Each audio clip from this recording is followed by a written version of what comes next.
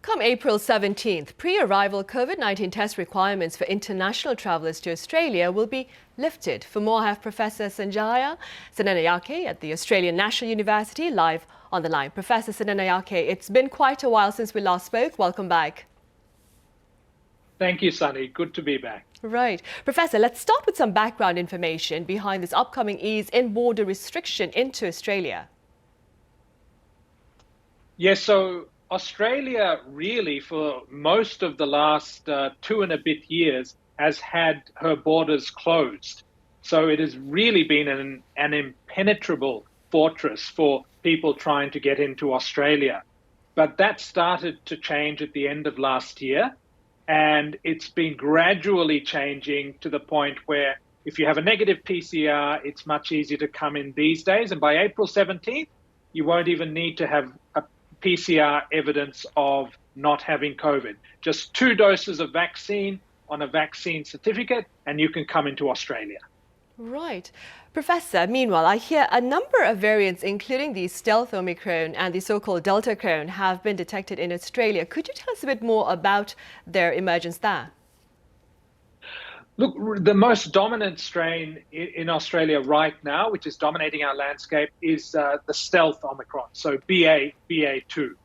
And that comes after December, where we saw a big surge in cases due to Omicron. So prior to Omicron in December, after almost 2 years of the pandemic, we only had about 200,000 cases.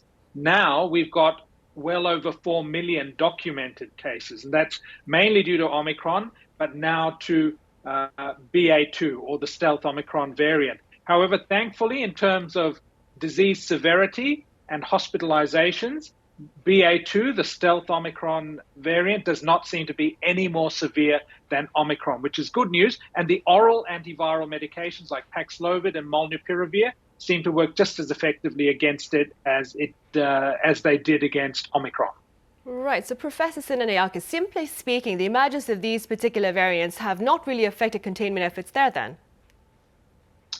No, it hasn't. We were worried because we do know that BA2, or this Omicron stealth variant, is 1.4 times more transmissible than Omicron. So it's certainly more infectious and more people can get sick. And even though it's less severe, the concern was with more people being sick, that would eventually lead to more people being in hospital. But touch wood, we haven't seen that so far. So that's been very good news.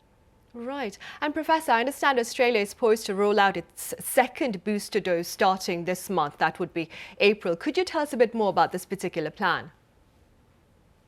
So this comes in the context of heading into winter in Australia and knowing that we haven't had a big influenza season for the last 2 years. So that potentially means that we might have a very big influenza season this year. And as COVID is a respiratory virus like influenza, it is also likely to surge. And we're very concerned about what could happen if the 2 viruses are circulating together. So if people are getting, particularly if people are getting flu and COVID at the same time, there's certainly some animal data suggesting that the levels of flu virus in you can be amplified by doing that.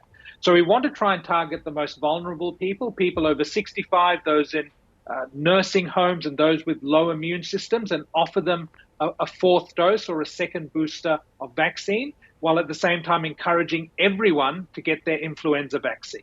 Right. And moving forward, Professor, what are your thoughts on the prospects of reinfection amid a prolonged pandemic?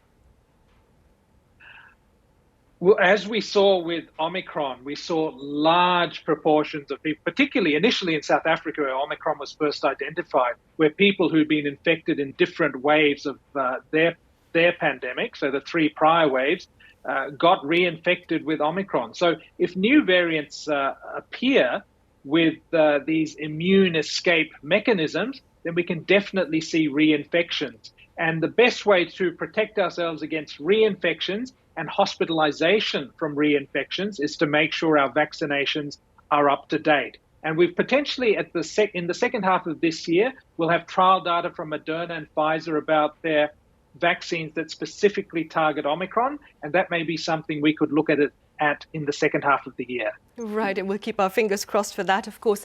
Meanwhile, aside from vaccination, Professor, we also have antiviral treatment pills against COVID-19. Having said that, what are your words of advice with regard to the use of these oral treatment options? Right. So the good news with Omicron and BA2, as I mentioned earlier, is that these new oral antivirals like Paxlovid and Molnupiravir seem to be unaffected by the change in those variants from Delta to Omicron and to BA2. So that's really good news. The way we're using them in Australia, we're still offering them to not everyone, but to people who are at high risk of hospitalization. So people who are early in their COVID illness, who've only got mild COVID, but have those risk factors that put them at a high risk of getting to hospital, such as immunosuppression, bad lungs, bad hearts, etc. And I think they have a very big role to play. Will there be enough supply for us to offer it to everyone with COVID? And can we really justify in giving it to everyone with COVID, particularly healthy young people? That's still to be seen. Right, that is true. All right, Professor Sanan Ayake over in Australia, thank you very much for making the time to join us live at this hour with your thoughts. Always a pleasure. Thank you.